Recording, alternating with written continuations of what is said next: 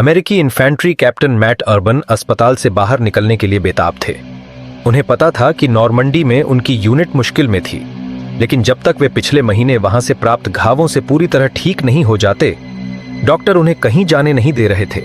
लेकिन अगर उन्हें वहां से निकलने का कोई बहाना मिल जाता तो बात अलग होती। अचानक उन्होंने वहां से निकलने का मौका देखा।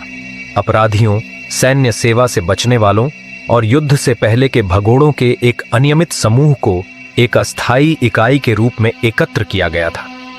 अर्बन ने इन्हें प्रशिक्षित करने की भीख मांगी, यह जानते हुए कि जल्द ही उन्हें महाद्वीप पर भेजा जाएगा और वह उनके साथ जाएंगे। उनका योजना सफल हुई और 2 हफ्ते बाद वह इंग्लिश चैनल पार करते हुए वापस जा रहे थे। फ्रांस पहुंचने पर उन लोगों ने अपनी सेवा पूरी की और अर्बन को अनिच्छुक सैनिकों के साथ लड़ने का कोई इरादा नहीं था। उन्हें समुद्र तट पर छोड़ते हुए उन्होंने मोर्चे की लाइनों तक पहुंचने के लिए सवारी की। स्थिति वैसी ही खराब थी जैसी उन्होंने कल्पना की थी। उनकी यूनिट जर्मन गोलियों की बौछार से घिरी हुई थी जो एक ऊंचाई से आ रही थी। सैनिक मुश्किल से अपनी आंखों पर विश्वास कर पा रहे थे जब उन्होंने अडिग अर्बन को उनकी ओर लंगड़ाते हुए आते देखा, एक हाथ एक अस्थायी बैसाखी पर और दूसरा .45 कैलिबर पिस्तौल को लहराते हुए। जब उन्होंने एक घायल सैनिक को एक जलते हुए टैंक से खींचा तो उन्होंने चिल्लाते हुए कहा, यहां किसकी कमान है? कोई जवाब नहीं। अगर वे जल्दी से वहां से नहीं निकलते तो वे खत्म हो जाते। वहां मौजूद हर कोई जानता था कि काम के लिए केवल एक ही आदमी था। एक पोलिश आप्रवासी प्लम्बिंग ठेकेदार के बेटे मैट अर्बन का जन्म 25 अगस्त 1919 को बफेलो, न्यूयॉर्क में मैथ्यू लुइस अर्बनोविच के रूप में हुआ था। जब तक उन्होंने 1941 की गर्मियों में कॉर्नेल विश्वविद्यालय से स्नातक किया, 21 वर्षीय ने यूरोप में युद्ध अनफोल्डिंग होते देखा और यह समझ लिया कि तटस्थ अमेरिका के लिए हवा किस दिशा में बह रही थी। जब भी मौका आया तो अपना हिस्सा करने के लिए उत्सुक उन्होंने सेना में भर्ती हो गए।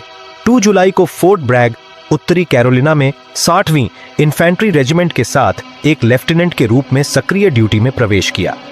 उन्होंने जल्दी ही महसूस किया कि उन्होंने अपने जीवन का उद्देश्य पा लिया है। कहते हैं, तुरंत मुझे सैन्य सेवा से प्यार हो गया। उनके नए साथी जल्द ही समझ गए कि वह केवल एक अच्छा सैनिक ही नहीं बल्कि एक उत्कृष्ट मुक्केबाज भी थे। विश्वविद्यालय के चैंपियन 3 वजन वर्गों में अर्बनोविच, जिसे अब अर्बन के रूप में जाना जाता है, को फोर्ट ब्रैग का बॉक्सिंग कोच नियुक्त किया गया। मुक्केबाजी रिंग में उनकी पंचों के साथ जूझने और गिरने के बाद उठने की क्षमता युद्ध क्षेत्र में भी उतनी ही उपयोगी साबित होगी।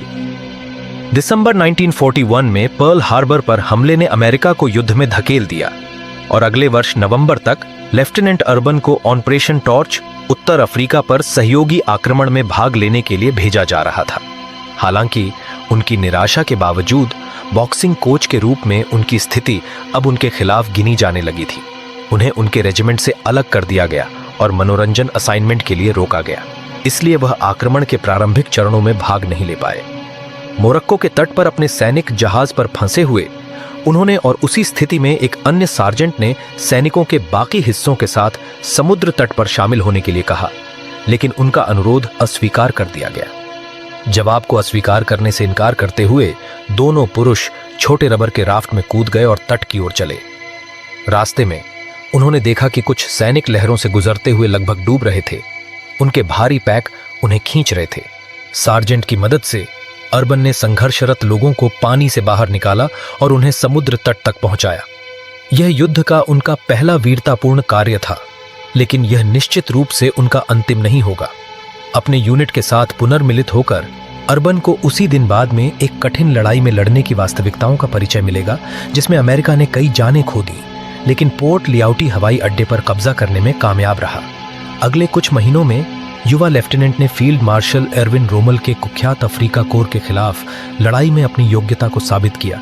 जल्दी ही अपनी बहादुरी और नेतृत्व के लिए एक प्रतिष्ठा अर्जित की। अभियान ने मई 1943 में एक सहयोगी जीत के साथ समाप्त हुआ और अर्बन को उनकी बहादुरी के लिए सिल्वर स्टार और ऑक लीफ क्लस्टर से सम्मानित किया गया। साथ ही एक पर्पल हार्ट भी मिला, जो 3 बार घायल होने के कारण मिला था। एक संक्षिप्त पुनर्प्राप्ति अवधि के बाद अर्बन का अगला पड़ाव सिसिली था, जो 1 अगस्त को प्लेयर्मो पर उतरा था। 3 महीने के अभियान में अमेरिकी इन्फेंट्री को जर्मनों द्वारा पहचाने जाने से बचने के लिए तेजी से और गुप्त रूप से पूर्ण छलावरण में चलना पड़ा। इन रणनीतियों का मजबूत समर्थक बनते हुए यह इसी समय था जब अर्बन ने द घोस्ट का उपनाम पाया। एक बार फिर सहयोगी विजयी हुए और अर्बन को नॉर्मंडी पर आने वाले आक्रमण की तैयारी के लिए इंग्लैंड भेजा गया। कैप्टन अर्बन कई हफ्तों तक बेचैनी से ठीक हो रहे थे, जबकि उनका रेजिमेंट जून के अंत में शेरबोर्ग पर 9वीं इन्फेंट्री डिवीजन के अंतिम हमले में एक महत्वपूर्ण भूमिका निभा रहा था। अपने लोगों को घायल होकर लौटते देखना अर्बन के लिए भारी पड़ा, जिन्होंने इस नुकसान को अनुभवी युद्ध अधिकारियों की अनुपस्थिति को जिम्मेदार ठहराया, जैसे कि वे स्वयं। वह सुनिश्चित थे कि वह एक फर्क कर सकते थे, लेकिन चलना अभी भी उनके लिए एक चुनौती थी और डॉक्टरों ने उन्हें वहीं रहने का आदेश दिया। फिर भी वह मोर्चे पर वापस जाने का रास्ता खोजने के लिए दृढ़ थे। जुलाई के दौरान उन्हें अचानक मौका दिखाई दिया। एक दिन अस्पताल के प्रांगण में बैठते हुए उन्होंने पास के शिविर के 40 असामान्य दिखने वाले सैनिकों के एक समूह को देखा। यह पता चला कि इन लोगों को सैन्य कैद खानों से बाहर निकाल लिया गया था और उन्हें बताया गया था कि अगर वे युद्ध के लिए जाते हैं तो उन्हें क्षमा कर दिया जाएगा। वे एक असभ्य, अनुशासनहीन बंड थे जिनमें किसी भी प्रकार का अनुशासन नहीं था। कोई अधिकारी उनके पास नहीं जाना चाहता था। अर्बन जानते थे कि ये लोग, जिन्हें उन्होंने डर्टी 40 कहा था, जल्द ही फ्रांस भेजे जाएंगे, और उन्होंने महसूस किया कि अगर उन्होंने इनकी जिम्मेदारी ले ली तो उन्हें उनके साथ जाने का मौका मिलेगा। कर्नल से विनती करने के बाद कि उन्हें इन असंवेदनशील मिसफिट्स को प्रशिक्षित करने का मौका दिया जाए, उन्हें नौकरी मिल गई और 2 हफ्ते बाद पूरी तरह से ठीक न होने के बावजूद वे नॉर्मंडी लौट आए। 25 जुलाई की सुबह पहुंचे। डर्टी 40 को एक अज्ञानी लेफ्टिनेंट के पास सौंपने के बाद उन्होंने जल्दी से भाग लिया, एक एम्बुलेंस से सवारी की और फिर एक मेल जीप से अपनी यूनिट की स्थिति तक पहुंचे, जो ऑपरेशन कोबरा के पहले चरण में हिस्सा ले रही थी। उन्होंने देखा कि लोग जर्मनों की गोलीबारी से बचने के लिए अपने पेट पर जमा हुए थे। सैनिकों ने सोचा कि घायल अर्बन पागल हैं, लेकिन उनकी उपस्थिति ने तुरंत उनका मनोबल बढ़ा दिया। एक जलते हुए टैंक से एक घायल सैनिक को बचाने के बाद अर्बन ने जल्दी से यूनिट की कमान संभाल ली, यह महसूस करते हुए कि अगर वे वहां बने रहे तो जल्द ही वे हरा दिए जाएंगे। उन्होंने सैनिकों को नई स्थिति में निर्देशित किया ताकि वे गोलीबारी की लाइन से बाहर हो सके। उस शाम बाद में बटालियन ने ऊंचाई पर आक्रमण शुरू किया, लेकिन आग के तीव्र बौछार ने उन्हें रोक दिया। बख्तरबंद समर्थन की आवश्यकता अत्यंत महत्वपूर्ण थी। 2 शर्मन मीडियम टैंक नष्ट हो चुके थे और एक तीसरा बचा हुआ था, लेकिन एक हेजरों में फंसा हुआ था। उनके लोग अभी भी गोलीबारी में फंसे हुए थे और दुश्मन की आग तेज हो रही थी। अर्बन ने निर्णायक कार्रवाई करने की आवश्यकता को समझा। जब एक टैंक लेफ्टिनेंट और एक सार्जेंट ऑपरेशनल टैंक तक पहुंचने की कोशिश में गोलीबारी में मारे गए, अर्बन ने खुद ही कार्य करने का फैसला किया। अपनी ट्रेडमार्क चुपके के साथ आगे बढ़ते हुए उन्होंने टैंक तक पहुंचा और सवार हो गए। दुश्मन की गोलियां टैंक के बख्तरबंद पर बजती रहीं, जबकि उन्होंने टर्रेट से अपना सिर उठाया, .50 कैलिबर मशीन गन को सशस्त्र किया और जर्मन स्थितियों पर सटीक बर्स्ट्स छोड़े। आंसू अर्बन की आंखों में भर गए, यह विश्वास करते हुए कि वे निश्चित विनाश का सामना कर रहे थे। उन्होंने दुनिया को एक भावपूर्ण विदाई दी, दिव्य सहायता के लिए प्रार्थना की। फिर भी वे सुरक्षित रहे और गोलीबारी जारी रखी।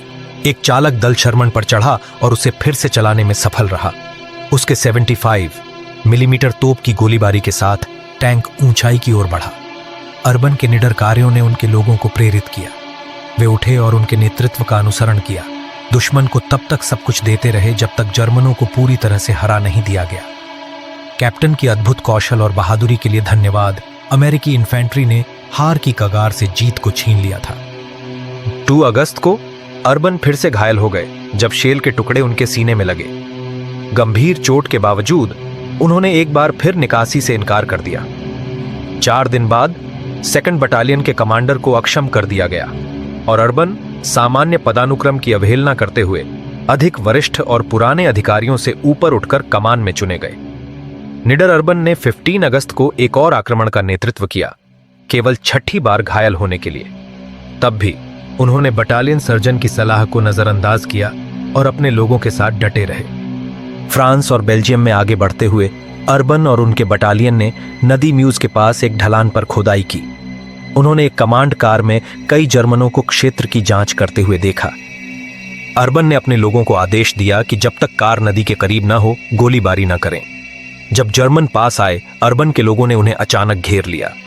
जर्मन भागने का प्रयास करने लगे, लेकिन जल्दी ही M1 राइफल की गोलीबारी से मार गिराए गए।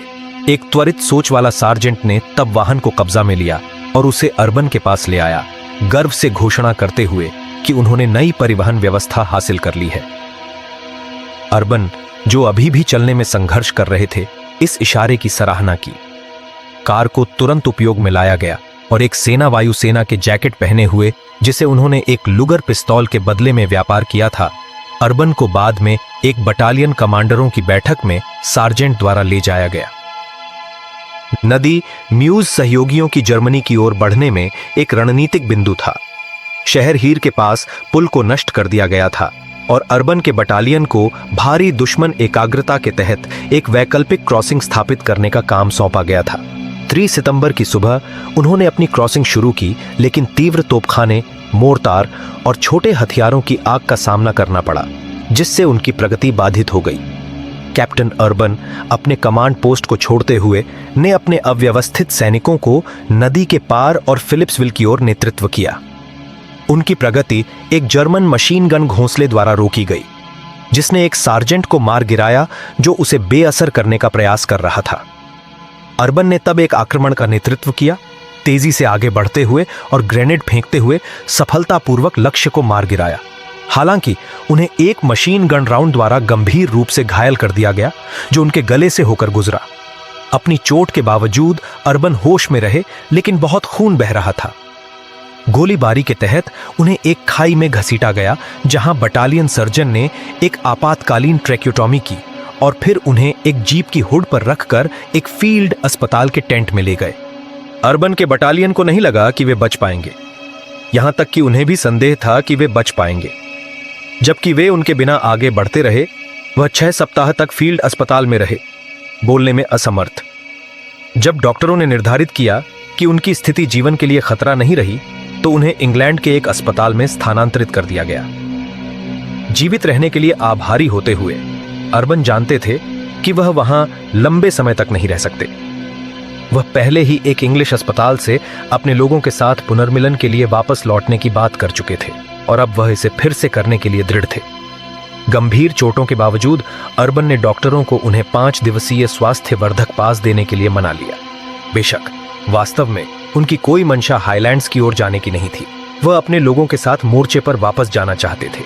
इसके बजाय अभी भी आवाजहीन और दर्द में उन्होंने फ्रांस के लिए एक उड़ान की व्यवस्था खोजने की कोशिश में 2 रातें एक बेंच पर सोते हुए बिताईं।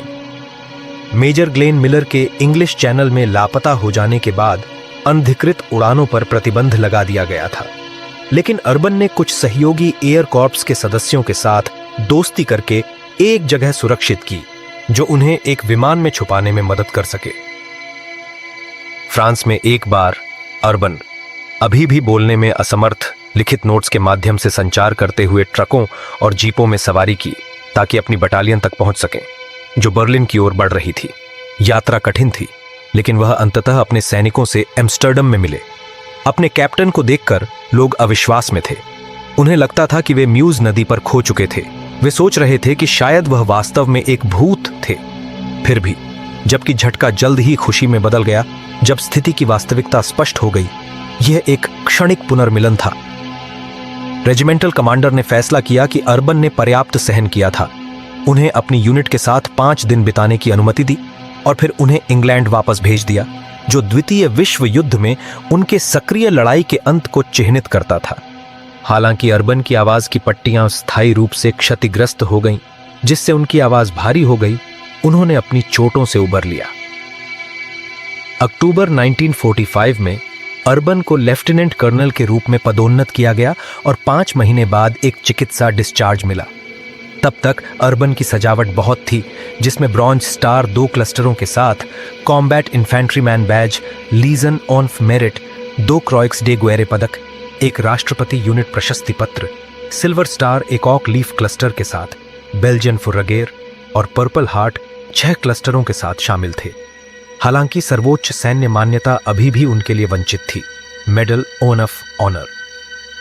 वास्तव में अर्बन को जुलाई 1945 में मेडल ऑफ ऑनर के लिए अनुशंसित किया गया था, लेकिन पत्र खो गया था। 1977 में 9वीं इन्फेंट्री डिवीजन के वेटरन्स के पुनर्मिलन में अर्बन को अनुशंसा के बारे में पता चला। इस खोज ने एक अभियान को प्रेरित किया जो डिसेबल्ड अमेरिकन वेटरन्स और पोलिश अमेरिकन कांग्रेस द्वारा समर्थित था, जिसने रक्षा विभाग को उनके युद्ध रिकॉर्ड की समीक्षा करने के लिए प्रेरित किया। राष्ट्रपति कार्टर ने व्यक्तिगत रूप से सुनिश्चित किया कि अर्बन को मेडल ऑफ ऑनर मिले, ये मानते हुए कि उनके वीरतापूर्ण कार्यों को नजरअंदाज किया गया था, उन्हें बुलाकर अमेरिकी इतिहास में सबसे महान सैनिक। इससे उनके पदकों और सजावट की कुल संख्या अविश्वसनीय 29 हो गई, जिससे वह सभी समय के सबसे अधिक सजे हुए अमेरिकी सैनिकों में से एक बन गए। अर्बन की मृत्यु 1995 में 75 वर्ष की उम्र में फेफड़े के फटने से हुई, जिसके बारे में कुछ लोग कहते हैं कि वह उनके युद्ध घावों के कारण था।